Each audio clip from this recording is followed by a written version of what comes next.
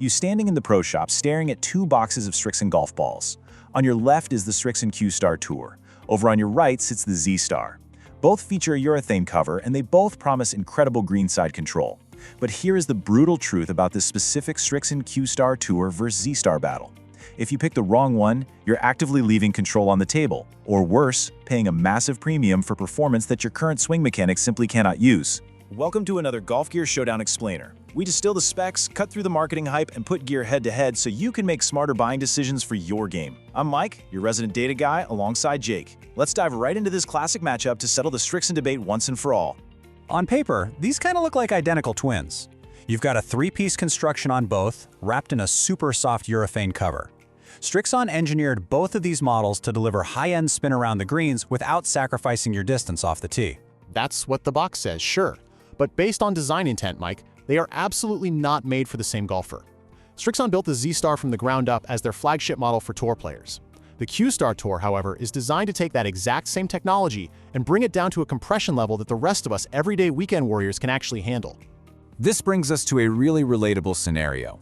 You walk in, ready to restock before your tee time. Looking at the shelf, you see the Q-Star Tour sitting there at a highly appealing price point.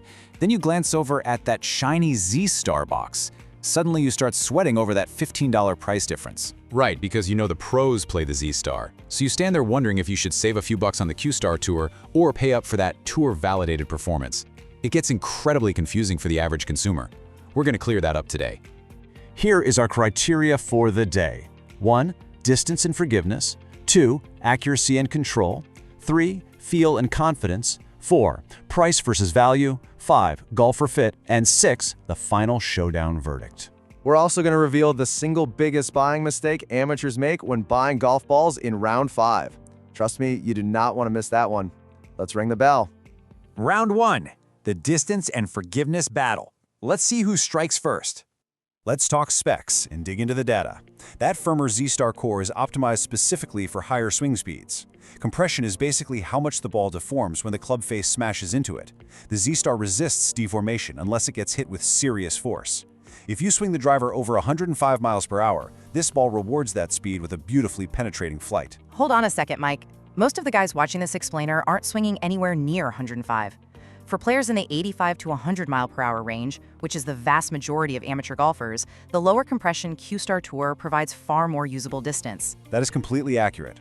When a slower swing hits a really hard golf ball, it feels like hitting a rock. The ball just falls out of the sky because it wasn't compressed enough to generate the proper launch characteristics. The Q-Star Tour is simply easier to compress. Exactly. You get a hotter launch with significantly less physical effort. It does the work for you. Because of that energy transfer, I have to concede this point to you, Jake. The Q-Star Tour is the definitive distance winner for moderate swing speeds. It just fits the math better. And I'll gladly admit that the Z-Star takes the distance crown for the fast swingers out there. Those numbers don't lie when you actually have the speed to back them up. Round 1 ends with a split decision based strictly on your club head speed. But let's get real for a second.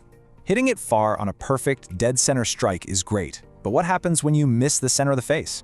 Common feedback suggests that is the reality for the everyday golfer. We don't strike it pure every time. How do these two handle my patented toe strike off the first tee? Moving into the forgiveness aspect of the battle, the Z-Star is a premium, high-spin machine. That means it can and will punish thin hits or inconsistent strikes. You're going to lose distance incredibly fast if you miss the sweet spot.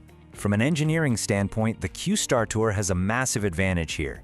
Its lower compression means more efficient energy transfer on those off-center hits.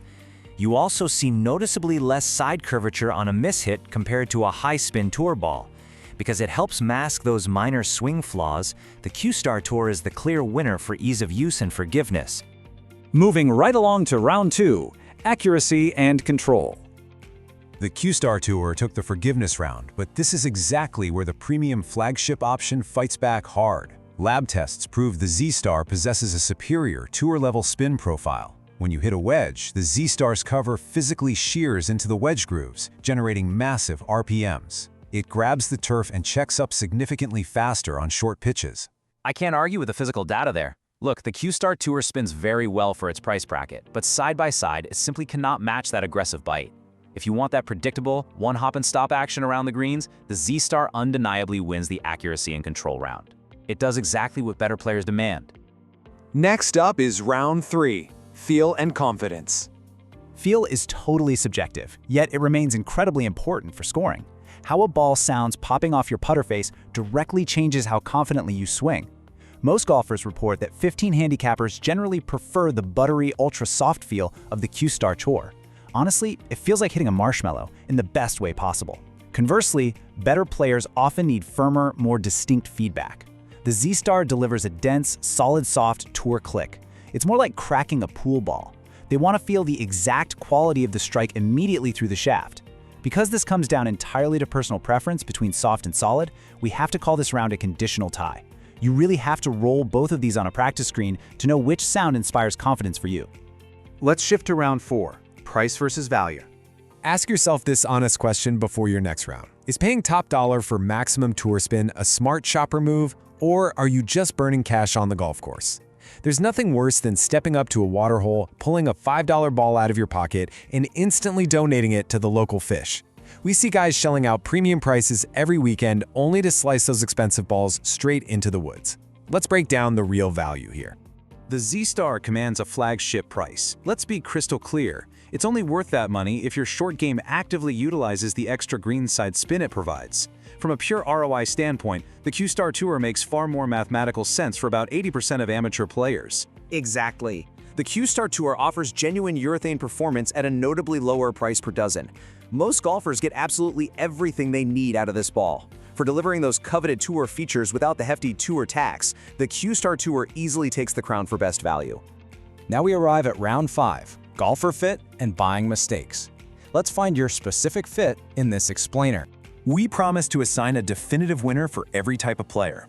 Beginners, slicers, seniors, and anyone with average swing speeds absolutely belong with the Q-Star Tour.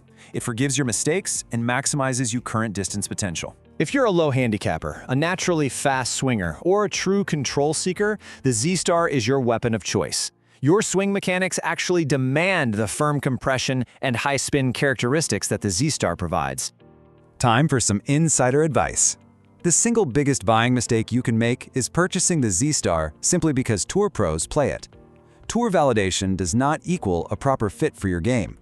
If you lack the swing speed to properly compress a firm tour ball, you're actively penalizing your own distance and accuracy.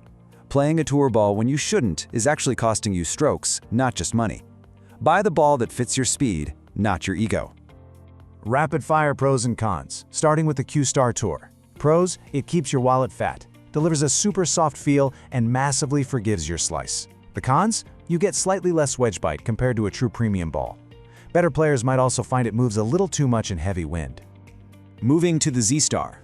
Pros, unmatched stopping power and uncompromising premium control. The cons are very real though. It's incredibly unforgiving on bad strikes. Furthermore, it feels like a rock to slower swingers, and the high cost means every lost ball hurts your wallet just a little bit more. Round 6, the final showdown verdict. Let's tally the board. All right, let's break this down rapidly. Fast swings and maximum greenside spin, Z-Star, no debate. Mid-handicap and overall value, Q-Star Tour all day long. Looking at the big picture, the Q-Star Tour gives you 90% of the tour magic with significantly easier compression and a much better price tag. Therefore, the Q-Star Tour is the overall winner for the average American golfer. It leaves you confident on every single shot without breaking the bank. So ask yourself before your next tee time, are you playing a golf ball that actually helps your game or one that just helps your ego? Drop your handicap and your honest pick in the comments below right now.